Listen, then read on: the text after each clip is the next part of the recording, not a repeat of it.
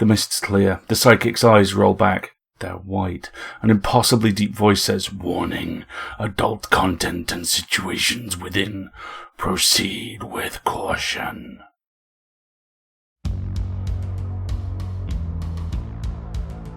PseudoPod, episode 1011, for January 9th, 2026.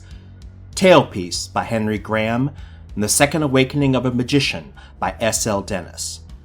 Narrated by Kaz, hosted by Scott Campbell, audio by Chelsea Davis. Hey everyone, hope you're doing okay. I'm Scott, assistant editor at PseudoPod, your host for this week, and I'm excited to tell you that for this week we have two pieces for you. A poem, Tailpiece by Harry Graham, and a story, The Second Awakening of a Magician by S.L. Dennis.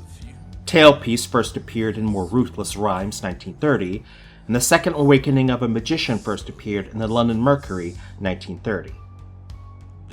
Your first author, Jocelyn Henry Clive Harry Graham, was a successful journalist and later, after distinguished military service, a leading lyricist for operettas and musical comedies. He is now best remembered as a writer of humorous verse in the style of grotesquerie and black humor.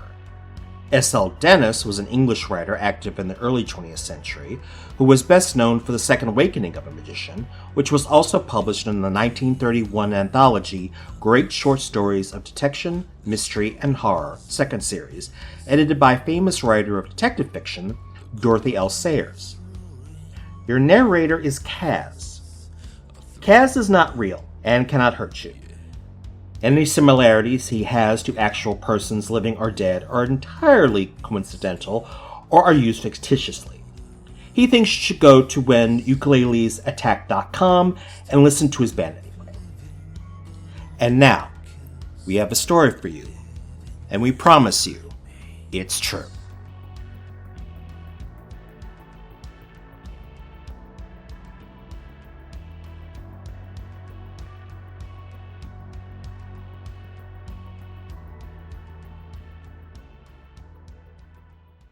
Tailpiece by Harry Graham.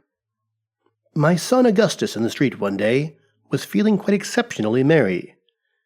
A stranger asked him, "Can you tell me, pray, the quickest way to Brompton Cemetery?" "The quickest way, you bet I can," said Gus, and pushed the fellow underneath a bus. Whatever people say about my son, he does enjoy his little bit of fun. The Second Awakening of a Magician by S.L. Dennis. Narrated by Kaz. The evening show was over. From the flapping entrance of the circus tent, a small audience trooped out into the windy darkness.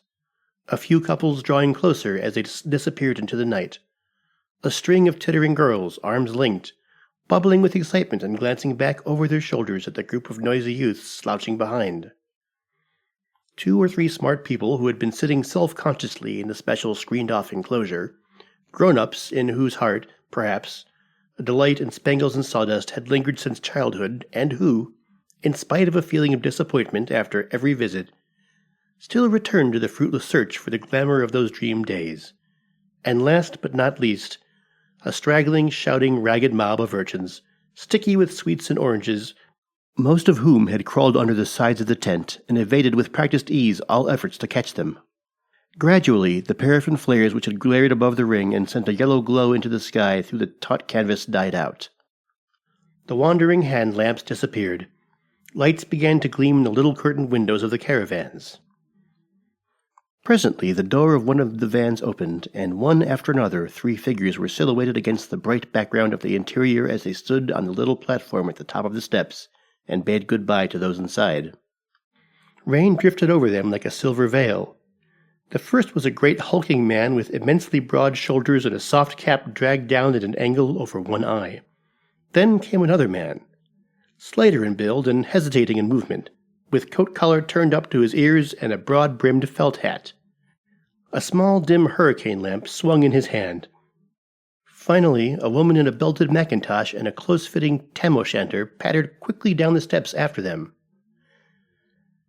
In a shabby little restaurant, the 3 presently sat in ghastly greenish-yellow gaslight, eating their supper. The place was empty but for them and the flabby, sandy-haired proprietor, who was making coffee with the aid of something from a bottle and boiling water in a battered black tin kettle. They were used to the shabbiness of the cheapest eating houses, and they usually saw them at their worst, at the end of the day, hung with the stale fumes of bad tobacco and miscellaneous cooking. The very mirrors of the place were clouded with grayish-yellow condensation. The woman sat next to the wall, the big man opposite, and the small fellow beside her. She jabbed her fork into a last hard potato chip, pushed her plate away, and then, resting her elbows on the table, held her face in her hands, staring out of the window at the dim figures of two drunks reeling past on the pavement. Her eyes met for a moment the little yellow ones of the man opposite. His pupils enlarged and contracted. Then she looked away. "Well?" said the big man, smacking his lips and speaking in the thick, unctuous tone and with the unpleasant accent characteristic of him. "And so, Joe Skender, you're going to Randall for a job when this show closes? Well, I wish you plenty of luck, but I don't think you get much. The conjurers, they not wanted. As I was saying, it is different for me, Giorgio Guzelli. I have the fame of my strength and, of course, a way within managers." The man leered nastily. "Your wife, she will be okay. The finest lady trapeze artist I know." "Oh, Randall will get me in somewhere," replied the little man with a smile that was forced, for he knew in his heart that there was really little hope for him. It was true that there seemed no demand for second-rate conjurers. He only owed his present job to his wife's friendship with this nasty half-breed. He'd fight the brute if only he had the strength. Nina despised him, a little weakling of a conjurer. It had been different when he was younger and had some cash. They were happy then while the money lasted. He had to admit he was a weakling, who had made nothing of the decent share of chances that had come his way. And now he was in too deep a rut to climb out of. He was always admitting that to himself, but did nothing about it. Gradually he had sunk from a good vaudeville connection. This was the lowest so far, a second-rate road show, and that was closing now. What a queer taste this coffee had. Out of the corner of his eyes, Skender could see the other two watching him intently, though feigning not to. They drugged it, probably, but what did it matter? Things were bound to come to a real crisis one day. She would be sure to go eventually. How damned silly to waste time over drugs. Why not get up now and walk off with that lout's great arm round her? She was still with him when he blew out the candle beside the bed in their cold and dingy lodging-house room soon afterward. He was very drowsy, and had hardly time to cover himself with the clothes before mind and body lost contact. Somewhere in the fuddled sleeping brain of Joe Skender, star magician, there was a department still in working order. The cells were fabricating there a queer multicolored patchwork of memories, which was presently hung up before his mind's eye. And he dreamed. He was entering the little dark shop in a narrow backwater off Oxford Street, where in the old days he used to buy the apparatus for his tricks. From behind a curtain in the back of the shop emerged the assistant, who had always served him there. As this man leaned over the counter towards him and brushed aside a queer jumble of suspicious-looking India rubber vegetables, he noticed the extraordinary length and thinness of his fingers, little more than bones and skin. Yet the face which grinned at him in the old familiar way was chubby enough, though perhaps a trifle doll-like, painted and waxen. "What were you wanting today, Mr. Skender?" said the assistant, without seeming to move a muscle of his face. The answer was spontaneous, welling up suddenly and irresistibly from the very depths of his soul. "Strength! I want to be the strongest man who ever lived. I want to break up Guzelli, break him with my hands." "I am afraid that is a rather expensive trick, and scarcely suited to parlor performance." "I do not mind what it costs. I'll give anything you ask for it. It is not for the parlor in any case. I am working on the stage now." That mask-like face still grinned. "The price of the trick with full instructions is—" Skender did not catch the last word. "I don't care what it costs," he said. "I'll take it." "Thank you very much, sir. I'll just get you the apparatus." The man went into a room behind the curtain at the back of the shop. and in which, as the curtain was drawn aside, a flickering reddish glow of firelight could be seen. He returned in a moment with a queer, dark, shadowy thing hanging over his arm. It looked rather like a long, deep sack of black muslin, with a dim, uncertain outline, though roughly a small man's size in breadth and height. "Here you are, sir. One of the neatest contrivances we stock, and, of course, fully guaranteed. Will you take it?" "I've said I will, and I hope it works better than some of the things I've had from here." Skender saw the assistant let go the shadowy thing, which, instead of falling, moved towards him, flowing over the counter like a black mist. It seemed to hang around him for a moment, almost shutting out what little light there was in the shop, till that waxen, grinning face became just a light splotch in the gloom. An instant more and his sight was clear again.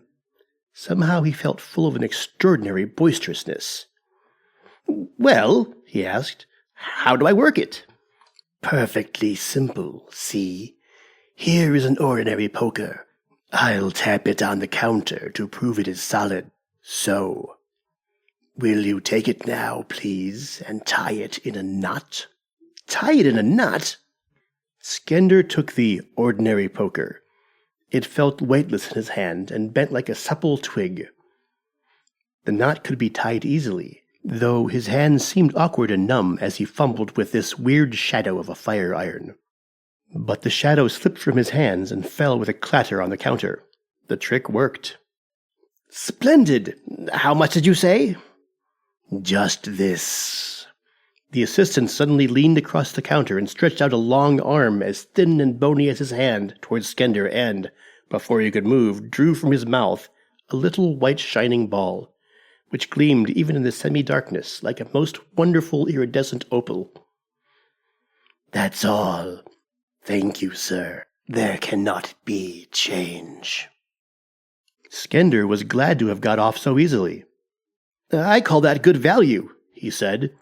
"Well, I must be off. Send me your new catalog, as usual." As he opened the door to go into the street, he turned and saw with an utter horror that pierced him like a dagger of ice, saw the assistant slip off his face with a bony hand, and there beneath was just blackness, nothing. The man hung up his face beside the other masks on the wall and, taking another down, put it into place. The long, pointed, sallow face, the little eyes that gleamed like the glint of fire on copper, and the two horns were unmistakable. Skender fled into the street and into emptiness. He awoke. The early morning light filtered grayly in through dirty, tattered lace curtains. The horror that possessed Skender at the end of the dream still clung to him, and he was covered with sweat. But the strange boisterousness of supernatural strength still lingered too. He turned over. His wife was sleeping. Her dark head lay on the far edge of her pillow. So she had not gone. He crept out of bed and had immediately to sit down on the edge again. There had been a strange lightness in his feet when he stood up. His legs seemed no longer to have to support a weight. He was wide awake now, and horror and joy struggled for mastery within him. He moved ghost-like towards the fireplace, and it was extraordinarily difficult to do so quietly, as he could hardly feel the floor. The poker twisted like a dowser's rod, bending at his will, and going to the window for light he fumbled with the tying of a knot. He was shaking with joy at his strength. Snap! The thing broke. His wife moved and sat up in bed. He could see her dimly rubbing her eyes with one hand and with the other holding the clothes up to her chin. He came back to bed, and as he got in, poked the pieces of metal underneath. He made up his mind that this power should be kept secret until the time came to use it. A blind lust and longing for revenge on Guzelli had driven out fear. Ambition had begun to flow back into a faint heart. He suddenly realized that Nina had said something to him, but was now lying silent on her back close by his side.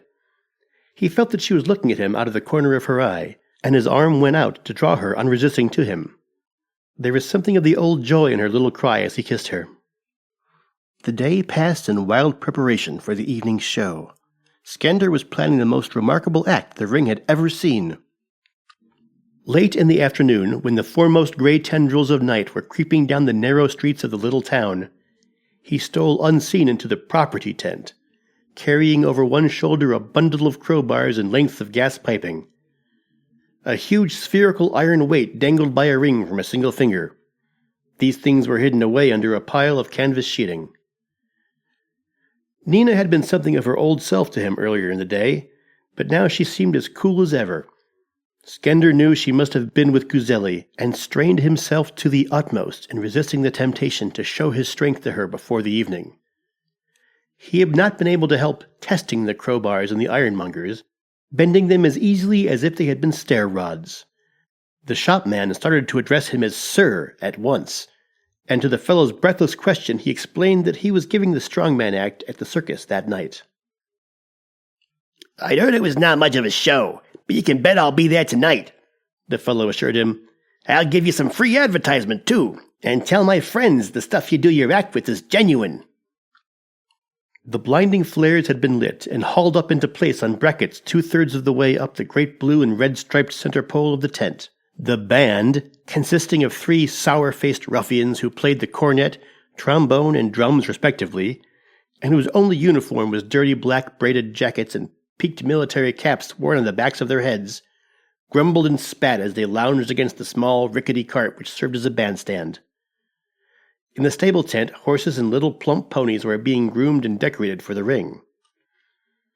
In the property tent, now in use as a dressing room, Skender snapped on the dicky and ready-made black bow that turned his shiny blue suit into the evening dress in which tradition demanded he should perform. As he bent to pull on his coat, he caught a glimpse through a tear in the canvas of Guzelli and Nina talking earnestly in a dark corner, just by the ring entrance. They evidently thought they were hidden, and Guzelli took her in his arms. The magician's anger strained in him like a mad hellhound on a leash. He snarled and went across to where his iron was hidden. There he twisted the metal to try and satisfy momentarily his craving to break and tear with his hands, a lust which presently should be glutted when he fought with Guzelli.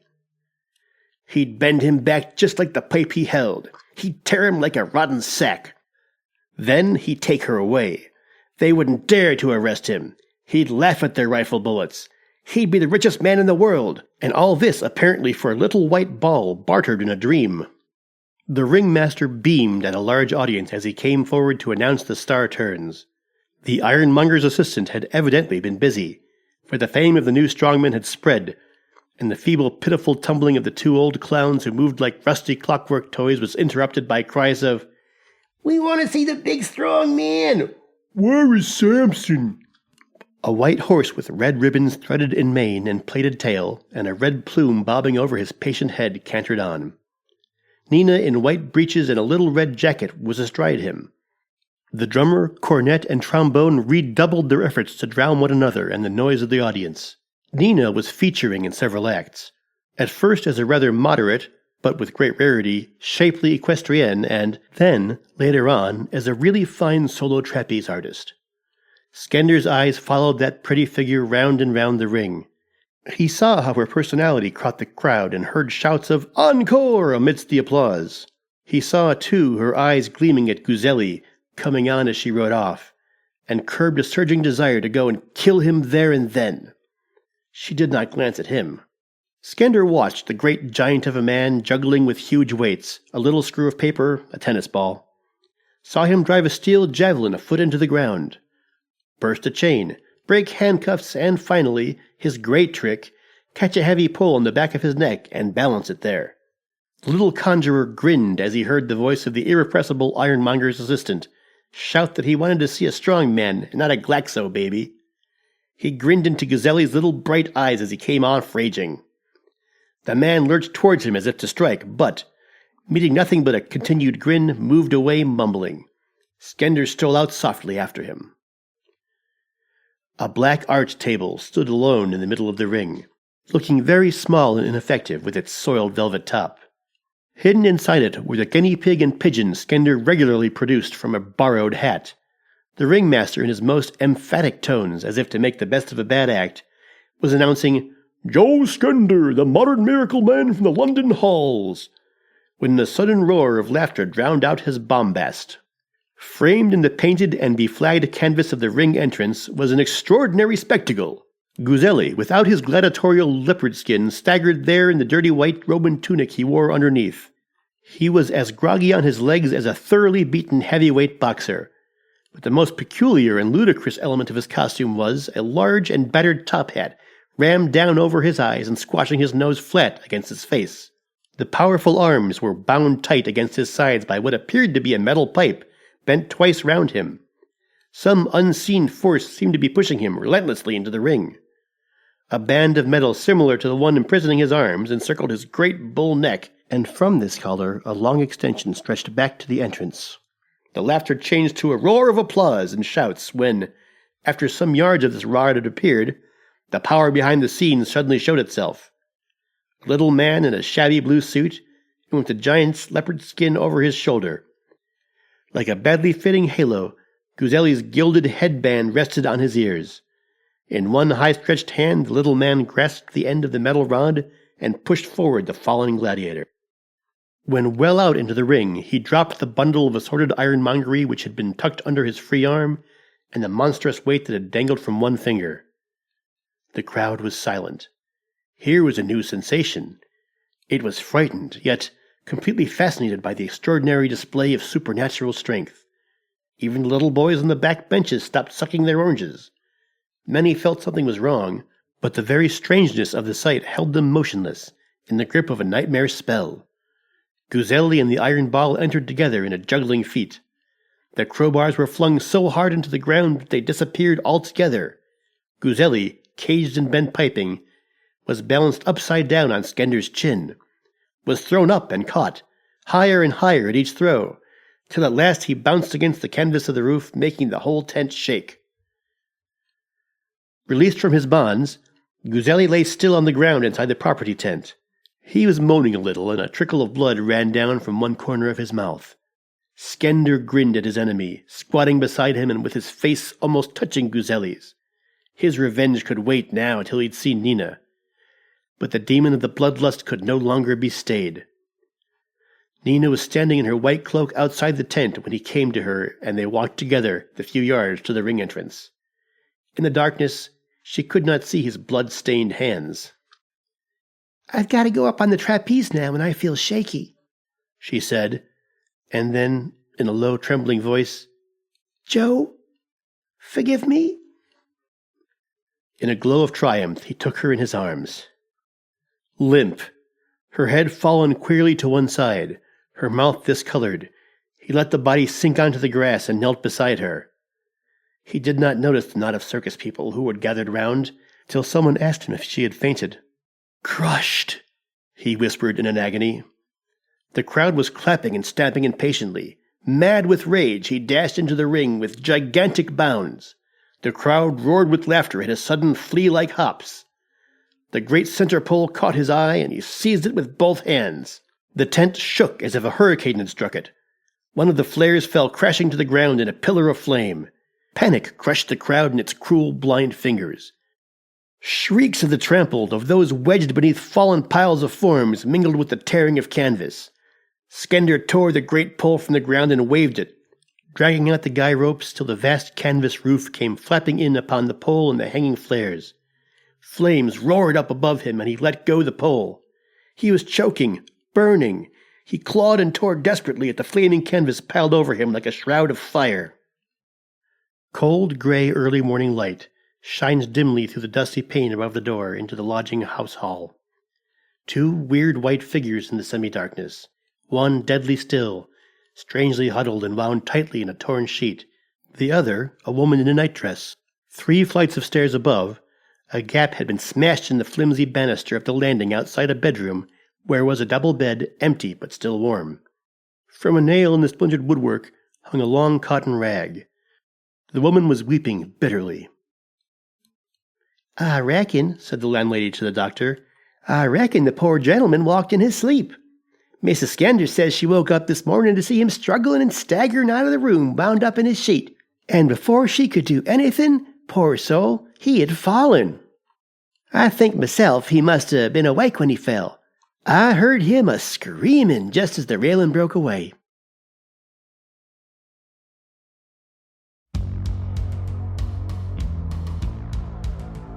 Well done. You survived another story.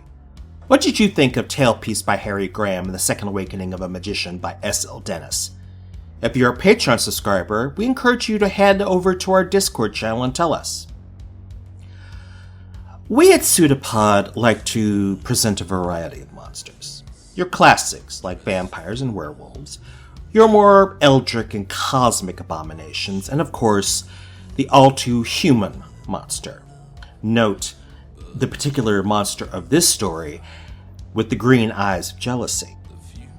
There was a tweet a few months back. I'll provide a screenshot in the show notes. I'm not linking to Twitter. We are a horror podcast, but we have limits. It shows a before and after photo of a guy who spent 12 weeks at the gym. Before photo shows that he's a little chubby, but healthy enough. I wish I had his body. The after photo shows him with a six-pack, muscles everywhere, and like 0.3% body fat. There was a poll attached to this photo. It asked which photo you preferred and what gender you were. This being Twitter, you only got 2 options. As the screenshot shows, nearly all the people who liked the after photo were men. A lot of men had issues with this result, as the reply to this tweet shows, insisting that they know what women want and women are liars. The response to that lovely sentiment is that certain men have convinced themselves that their idea of hotness is shared by women because finding another guy hot is too gay, I guess. That attitude is what's poisoning Skender. He even admits that Nina was into him for his money. But does he ask for a magic trick splendid enough to get top billing? Does he ask for a trick to create more money? No. He just wants to be stronger than Guzelli. Skender can't concede that Nina is with Guzelli because he has more money, or maybe he's nicer to her. It's because Guzelli is an alpha chad and Skender is a beta cuck. When Skender finally gets what he wants, Nina, the supposed reason for all of this, is almost an afterthought. He's more interested in Guzelli's humiliation. She is instead crushed by a thoughtless Skender who has lost his humanity and is just a brute. For a supposed sorcerer who deals in illusion, he is trapped in the illusions he has created for himself. And that is the horror. On the subject of subscribing and support, PseudoPod is funded by you, our listeners, and we are formally a non-profit. Many of you already support our Patreon, and Escape Artists has always relied on our generous support of our audience members to bring free, accessible, speculative audio fiction to millions of people worldwide. To make sure that we can keep coming back, continue paying our authors, narrators, and crew, you may have noticed we've introduced brief paid advertisements at the beginning and end of episodes across all Escape Artists podcasts, including PseudoPod. But if you are a Patreon subscriber, you can get ad-free versions. So, if you can, please go to pseudopod.org and sign up by clicking on Feed the Pod. The $7 level will get you ad-free access as well, of course, to access to our Discord channel, where you can come and chat to us. While one-off donations help, regular donations make all the difference to us. They give us stability, sustainability, and allow us to get some Christmas decorations since they're on clearance. And if you can't afford to support us financially, do please consider leaving reviews of our episodes, or generally talking about them on social media. We'd particularly love to see you on Blue Sky. Find us at pseudopod.org. You can also support us by buying things from the Escape Artist Void merch store. The link is in various places, including our latest social media posts. PseudoPod is part of the Escape Artists Foundation, a 501c3 nonprofit, and this episode is distributed under the Creative Commons Attribution Non-Commercial Non-Derivatives 4.0 International License. Download and listen to the episode on any device you like, but don't change it or sell it. Theme music is by permission of Anger's Manga. And finally, PseudoPod and George Jetson know the grass isn't greener on the other side. It's brown. See you soon, folks. Take care, stay safe, and maybe skip leg day.